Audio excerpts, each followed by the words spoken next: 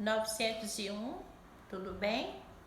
Hoje vamos comentar o capítulo 6 do nosso livro, A Rede de Transporte e Comunicação Mundial.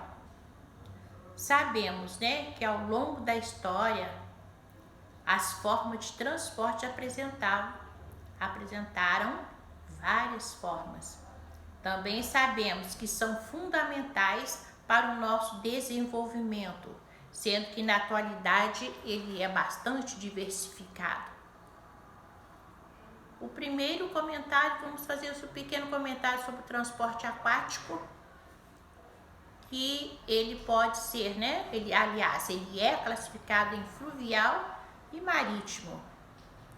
Fluvial, aquele realizado nos rios, nós já sabemos, E os marítimos, realizados nos mares e oceanos. E esse tipo de transporte, o marítimo, ele vem sendo aperfeiçoamento desde o longo do século XIX e XX, E principalmente agora também na nossa atualidade, o destaque para o fluvial. Ele é um transporte aquático muitíssimo importante, realizado principalmente no Rio Amazonas, no Rio Nilo, no Yangtze, são rios importantíssimos do mundo, Mas esse tipo de transporte também apresenta algumas vantagens e algumas desvantagens, Podemos citar aí como vantagem do deslocamento de grandes quantidades de carga, também de pessoas, e a integração entre países, isso aí entre alguns países, existe essa integração também. E a desvantagem podemos citar aí a poluição, desses próprios rios, como por exemplo no transporte marítimo, que quando a queda de óleos, de petróleo nas águas. Então esse transporte marítimo, ele perdeu a liderança para o transporte aéreo. E além de apresentar as mesmas vantagens do transporte fluvial, ele também oferece maior segurança para os tripulantes.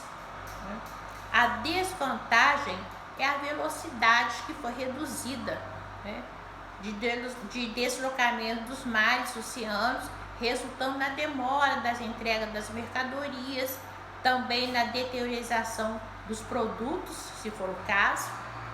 Resulta também em alguns impactos ambientais, como já falamos, e o derramamento de petróleo. Assim, um grande acordo ele foi firmado pela Organização Marítima Internacional e abre novas perspectivas para um futuro mais limpo. O transporte ferroviário também, vem desde longo da nossa história. As primeiras ferrovias foram, de suma importância para o desenvolvimento econômico dos países, Inglaterra, Estados Unidos, França, Japão, no Brasil, na época do transporte do café até o Porto de Santos. E foi também por meio dos trilhos que na África e na América Latina, por exemplo, integrou áreas interioranas com os portos. Como nós já falamos, do Oeste Paulista, a produção cafeeira do Oeste Paulista transportaram através dos trilhos os grãos de café até o Porto de Santos. Então, tanto os Estados Unidos quanto a Europa, eles possuem, uma excelente estrutura ferroviária. E na década de 60, o Japão começou também a desenvolver e a circular no próprio Japão os trens de alta velocidade, com o objetivo de atender as cidades que estavam abarrotadas, que estavam congestionadas, que, por exemplo, aí nós podemos citar o Japão e Osaka. De lá para cá, esse desenvolvimento dos trens elétricos foram importantíssimos, tanto que a Ásia, a China, a Coreia do Sul, Taiwan também voltaram-se para a implantação dos trens de alta velocidade. A Europa também possui esses trens que são excelentes meios de transporte de pessoas entre países.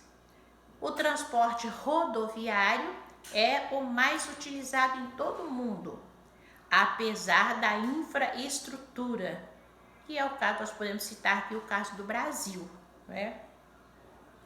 Na maior parte, estudos revelaram que as estradas estão necessitando de maiores investimentos para que esse tipo de transporte possa ocorrer tranquilamente, com maior segurança e também com os produtos sendo entregues em datas previstas. Na Europa, esse transporte rodoviário ele é muito intenso, principalmente para o transporte de cargas. Mas existe lá os governos, eles querem reduzir esse tipo de transporte na Europa.